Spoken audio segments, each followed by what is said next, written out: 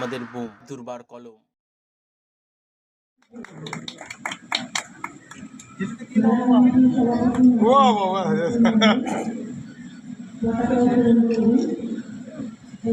Canvas খেলা করার জন্য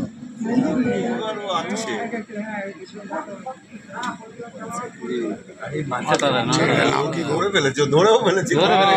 ছেলেটার নাম কি? নাম কি জানি না।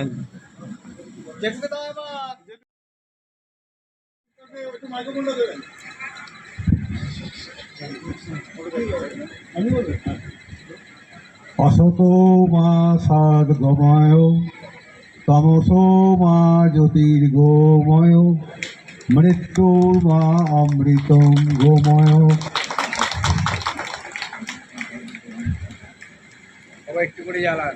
ভজনে সুজনদের আমরা বরণ করে নেব।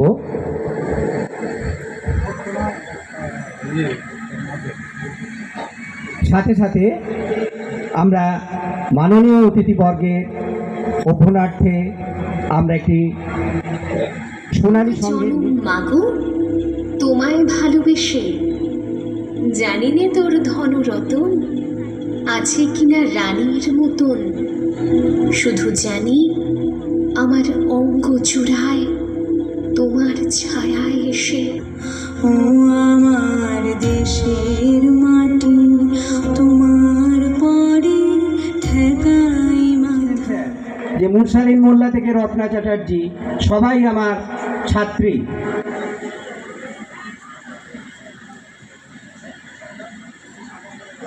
এরপর আমরা বরণ করব আজকের অনুষ্ঠানের বিশিষ্ট অতিথি মাননীয় ডক্টর দিলীপ মজুমদার মহাশয়কে। বরণ করে নেবেন সুনীল মণ্ডল মহাশয়। সুনীল মণ্ডল মহাশয়।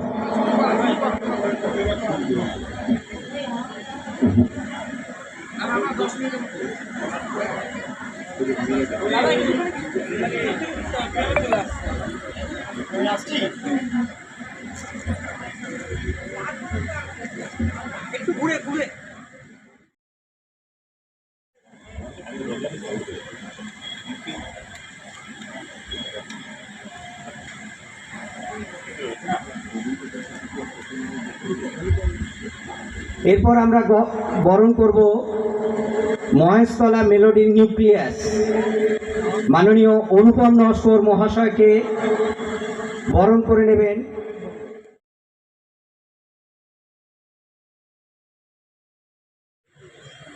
যার ফলে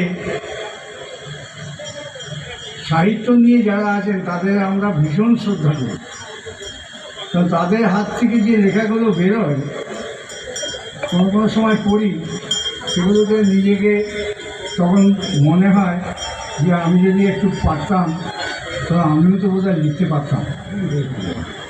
আমাদের কাছে আর আমরা যে 25শে বৈশাখ পালন করি, সব ঠাকুর পুজো করি। ঠাকুর হলে একটা সুবিধে, ঠাকুর বিশাল বড়, তার সম্পর্কে আর কিছু জানতে হবে না, বুঝতে হবে না, কিন্তু ঠাকুর এইটাই হচ্ছে খুব মুশকিল ব্যাপার। অথচ আশ্চর্যের ব্যাপার, আপনারা বলবেন যে এই কথা আপনি বলছেন, আপনি কি রবীন্দ্রনাথকে মানেন? হ্যাঁ, অবশ্যই মানি। আমাদের দেশে 19 আর 20 শতকে অনেক বড় বড় লোক জন্মেছে, তার মধ্যে রবীন্দ্রনাথের একটা বিশেষ স্থান আছে। কি জানেন? রবীন্দ্রনাথ অনেক দূর পর্যন্ত দেখতে পেতেন, অনেক দূর। এটা খুব কম মানুষই দেখেছেন। একটাই জিনিস আমি বলব, সেটা হচ্ছে আজকের দিনে সবচেয়ে বড় সংকট হচ্ছে পরিবেশের সংকট। আপনারা হয়তো বর্তমানের তাগিদে আগামী দিনটাকে দেখতে পাচ্ছেন না, কিছু কিছু বুঝতে পারছেন। কলকাতা আমাদের ভাগীরথীর পাশে হওয়ার জন্য জলের সংকট নেই, কিন্তু মুম্বাইতে যান, বেঙ্গালুরুতে যান, চেন্নাইতে যান, দিল্লিতে যান, জলের সংকট। আরও কত রকম কি আপনি ভাবুন তো। 6 ঋতু, আসলে 6 ঋতু কি আছে? একটি ঋতু আছে, তার নাম গ্রীষ্ম। আপনি দেখুন, হিমবাহের জল গলে গলে নদীগুলো উঁচু হয়ে যাচ্ছে, মন্দির মহাপ্রলয় হয়ে যায়। এই ভবিষ্যৎটাকে আমরা দেখতে পাচ্ছি না, কিন্তু রবীন্দ্রনাথ দেখেছিলেন। সেটাই খুব আশ্চর্যের ব্যাপার আমার কাছে। রবীন্দ্রনাথ তো 1941 সালে মারা যান। 1941 সাল পর্যন্ত সারা পৃথিবীতে পরিবেশ এমন করে খারাপ হয়ে যায়নি, পরিবেশ অনেকটা স্বর্গ ছিল, কিন্তু তিনি অনুভব করেছিলেন এটা হতে যাচ্ছে, এটা ভয়ঙ্কর বিপর্যয় হতে যাচ্ছে, যন্ত্র মানুষের উপর আধিপত্য করবে। তা শুরু হয়ে গেছে চারিদিকে। এখন তো দেখছেন বহু ঘর গেরস্থালির কাজে রোবট ব্যবহার হচ্ছে, আরও নানা কিছু যন্ত্র আবিষ্কৃত হচ্ছে। আর্টিফিশিয়াল ইন্টেলিজেন্স বলে একটা ব্যাপার হয়েছে, সেটা মানুষের উপর আধিপত্য করছে। এই গোটা ব্যাপারটা কীভাবে রবীন্দ্রনাথের চেতনায় ধরা দিয়েছিল।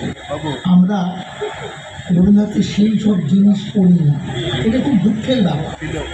এই যে একটু আগে নাচ হলো, দেখলাম সব জায়গায় হয়।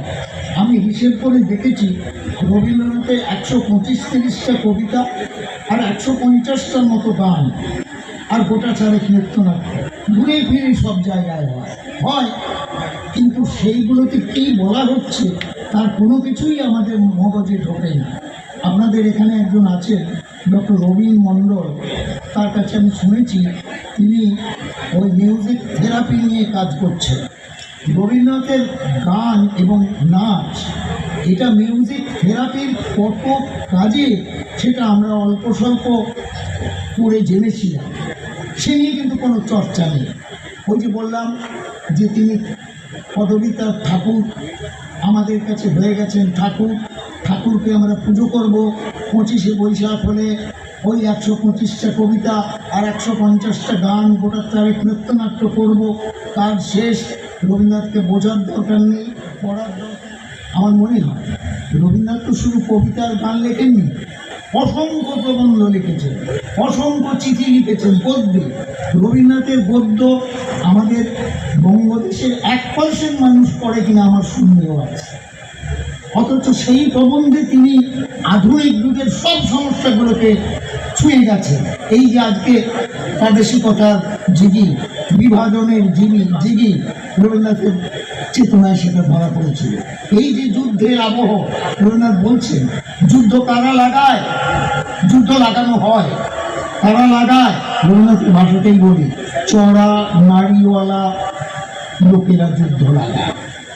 তার মানে এই চড়া নারীওয়ালা লোকেরা এক ধরনের স্বার্থান্বেষী মানুষ, যুদ্ধ তারাই করে। যুদ্ধের শিকার হয় সাধারণ মানুষ আর লাভ হয় ওই চড়া নারীওয়ালা লোকের। রবীন্দ্রনাথ যুদ্ধ সম্পর্কে ভেবেছেন, প্রাদেশিকতা সম্পর্কে ভেবেছেন, জাতির সমস্যা সম্পর্কে ভেবেছেন, পরিবেশ সমস্যা সম্পর্কে ভেবেছেন। এগুলো সব লেখা আছে তার গদ্য রচনায় বেশি করে। কিছু কিছু নাটকে টাটকে গানে এসেছে। ভাবতে পারেন, আমি যে একটু আগে বললাম যে 6টা ঋতু, গ্রীষ্ম বর্ষা শরৎ হেমন্ত শীত বসন্ত, আজকে বাকি 5টা ঋতু লোপাট হয়ে গেছে, শুধু গ্রীষ্ম। আজ থেকে কত বছর আগে রবীন্দ্রনাথ শান্তিনিকেতনে ঋতুরঙ্গ করছেন, ভাবা যায়। তখন সবাই, এমনকি গান্ধীজিও পর্যন্ত বলেছেন এসব তো কবির খেয়াল। না না মশাই, কবির খেয়াল নয়, এটা দূরদর্শীর চিন্তা। শান্তিনিকেতন হল কর্ষণ উৎসব করছেন। আপনি ভাবুন শান্তিনিকেতনটাকে বেছে নেওয়ার কারণ কি। অবশ্য আজকের শান্তিনিকেতন দেখলে বোঝা যাবে না, আজকে সেখানে চারদিকে প্রাচীর, গাড়ি ঘোড়া, ফুচকাওয়ালা, সাংঘাতিক শান্তিনিকেতন। তার সময় যে শান্তিনিকেতন ছিল, কেন তিনি করেছিলেন? অনেক গভীর চিন্তা করে।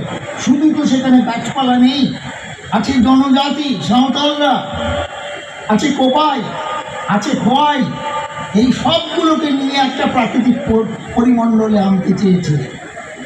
আমাদের ছেলের অভিভাবকেরা এবং কিছু কিছু শিক্ষকেরা যখন রচনা লিখতে দেওয়া হয়, রবীন্দ্রনাথের প্রকৃতি প্রেম ফাটিয়ে লেখে। তিনি ফুল ভালোবাসতেন, চাঁদ ভালো, আরে না মশাই, রবীন্দ্রনাথের ভালোবাসা তো সেই প্রকৃতি প্রেম নয়। একবার ছিন্নপত্র পড়ুন, কি বলছেন?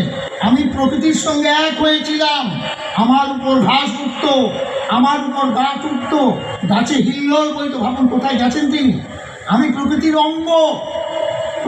প্রকৃতি বিযুক্ত মানব জীবন হচ্ছে অভিশপ্ত জীবন। আপনাদের এখানে এসে দেখছি চতুর্দিকে নারকোল গাছ অমুক টমুক, 10 বছর বাদে দেখবেন এগুলো থাকবে না, সব অট্টালিকা উঠবে। রবীন্দ্রনাথ বলেছেন ইটের পরে ইট, মাঝেতে মানুষ ইট, নাহি কো ভালোবাসা নাহি কো মায়া। আরে নাস্তিক কথা নয়, প্রকৃতি মানুষকে সুস্থ দেয়, আরাম দেয়, এক ধরনের থেরাপির কাজ করে, এই কথাটা উনি বহুবার বলেছেন। শুধু কি তাই, বনবাণী বলে যে বইটা আছে তার প্রথম কবিতাটা বৃক্ষ বন্দনা, কি বলছেন সেখানে, তুমি বৃক্ষ আদি প্রাণ, বৃক্ষ আদি প্রাণ। তার বন্ধু জগদীশ সেটা আবিষ্কার করলেন নিজের তৈরি যন্ত্র দিয়ে, যে হ্যাঁ গাছেরও প্রাণ আছে। এটা কি জানেন, এটা একটা মজার ব্যাপার বলি। এই প্রকৃতি সম্পর্কে পাশ্চাত্য দেশের ধারণা আর আমাদের দেশের ধারণার মধ্যে অনেক তফাৎ আছে।